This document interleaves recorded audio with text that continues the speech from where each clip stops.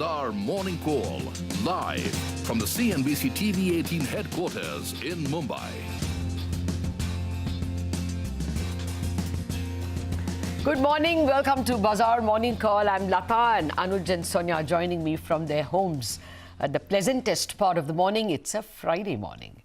Well, it's not. It's a very iffy morning as well. Whether you look at Wall Street finish or Dow futures, or you look at Asian markets, the markets are very much a cat on the wall. And what's determining this position is the spikes in virus cases in some US states and in some countries around the world. So market not quite sure whether the economies of the world could see slowdowns and lockdowns yet again. It's an extremely jittery market, as I said, cat on the wall. Now, domestically, perhaps yesterday the big rally was, of course, FNO expiry driven, and I'm waiting to hear Anuj on it. Maybe a little bit of the spur came because of the telecom decision being put off and import substitution. You're actually telling domestic companies we'll rely more on you than exports. So there is a kind of a tacit import protection that has been promised to the domestic players from foreign competition. All that may have spurred, but Anuj, more than an answer or an observation today, I have a question on your plate. Can yesterday's gains continue or even be preserved? Morning, Lata. Well, you know what? Not every day is a Sunday. Yesterday was a great day for traders. I think perhaps one of the best in 2020, purely from the risk-reward point of view. Now, I think there was a lot of factors. There were a lot of factors, rather. You pointed out some of them. I think for me, it was the fact that we were underperforming for last 2 to 3 days, not participating in the rally because of the China factor. And the market then, just took a chance that perhaps things will not escalate. What did we do yesterday, and what have we done for this week and the month by this yesterday's rally? I mean, if you take a look at the internals, for example, or the market statistics, some statistics would come for you this week and this month. If you see MSCI Emerging Market Index, MSCI Asia ex Japan, and the Nifty, this week and this month, they are all mirroring themselves now. We were sort of underperforming, but yesterday we caught up. Of course, Dow Jones is in a different zone altogether, so let's not compare to that market. We have to compare to our own peers, and in that, I think we caught up after yesterday's move. So it was a combination of expiry factor and that catch-up trade. For me, the important takeaway of the last 1 week or last 10 days is that despite the bad news being thrown at the market, it successfully defended the 20-day moving average, and in the wake of heavy FII selling. And yesterday we saw actually FII buying. So in that sense, things are turning a bit positive. Now, normally I get cautious on the day when there's both FII and DII buying. That normally is the day when you normally take some profit home if you have made a lot of money. As of now, the market's also again running into resistance. 9,500 to 10,200 is the range that we've been talking about. 9,550 to 10,200. We are at 10,100 nearly. If we make a move towards 10,200, purely from the risk-reward point of view, perhaps it may not be the best trade in terms of the fresh, long positions. The current 100-day moving average, by the way, is 10,112.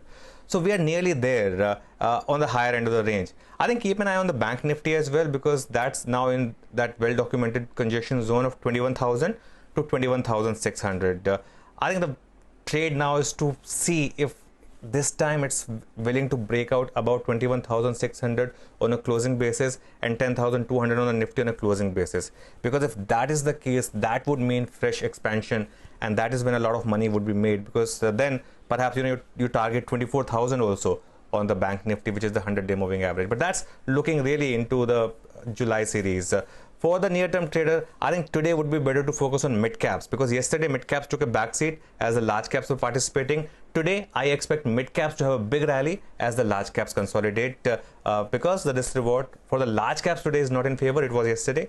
Today, it's about the mid-caps is my sense. Sonia, good morning.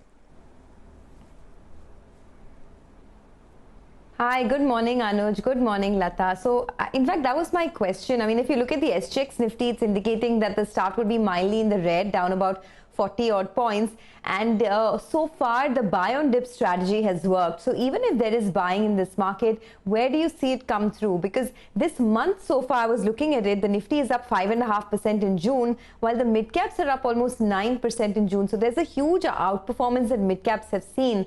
And as you said, both foreign and domestic investors have bought. So Anuj, even if there is a minor dip as the SGX is suggesting, do you see buying interest immediately, or do you see some kind of resistance? And within mid caps, I mean, yesterday we saw a lot of these stocks like Muthoot Finance, etc., do well. Do you continue to see pockets of value here, or do you think that it'll get a bit more broad-based now in mid caps? I think, of course, Muthoot reacted to numbers which were stunning. Sonia, I think the problem is that after yesterday's sharp move, what kind of dip is a good dip to buy? That, I think, is a question that, perhaps we don't have an answer to. Normally, if you have a big Thursday last hour move, you put somewhere around a 2:30 p.m. Low, which was around 10,067, 10,050, 10,060 on the Nifty. Or if you go slightly lower, then perhaps the equilibrium level yesterday, which was somewhere around 99.70. So I think perhaps between 99.70 to 10,050, if the market is charitable and gives you that dip, perhaps that gets bought. Again, the point is, 10-20 point dip in a market like this doesn't really qualify as a dip. And if you buy there, you're very close to a resistance of the 100-day moving average. So that's why I said perhaps mid caps. The market may broaden today. The advanced decline yesterday was quite okay. I expect a good advanced decline today as well. Perhaps more sectors will join in today, Sonia. This domestic theme, I think that is catching up. And you would see that perhaps play out today as well. A lot of companies where there's been Chinese dumping or whatever. I think that could be the area to focus on as far as today's trade is concerned. Oh yes, let's see how that trade pans out, because a lot of the Chinese imports are actually inputs as well into Indian goods, and therefore we will have to sift very carefully on where they make a difference. BHEL's big rally is a little bit surprising, because there are no buyers for power turbines now. At a distant date, when the demand emerges and the Chinese competition is kept away, BHEL has an advantage. But, putting on 16% on a day, even if it is mean reversion, it's looks like factors other than just fundamentals. But let's see how things pan out from here on. I'll leave it to the experts, and one of them is given us his view today, Michael Hartnett of Bank of America Merrill Lynch. He says their fund manager survey shows growth expectations jumping, cash levels collapsing, and risk appetites surging as Wall Street is past peak pessimism. But June optimism is fragile, neurotic, and nowhere near dangerously bullish. The largest number of fund managers survey investors think the stock market is overvalued. The fund managers survey bull trade is short bonds, long EU, and small cap stocks. Okay, that's interesting. On the rupee closed at 76.15 to the dollar. So there was not much of a movement that you saw yesterday. It was about moderately higher. Here's what you can expect for today, though. Bhaskar Panda of HDFC Bank says the China-US relationship has taken another turn for the worse as President Donald Trump threatens to bring more laws to punish China.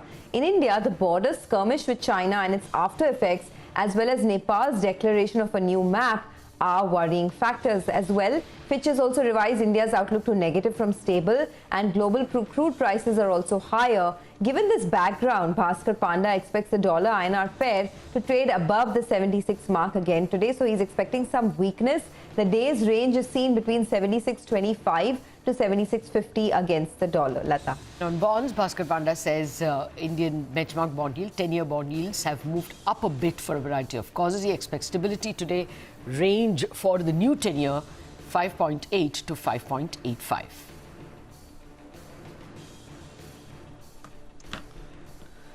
Okay, let's address the global cues then. Here's Mangalam with the world view.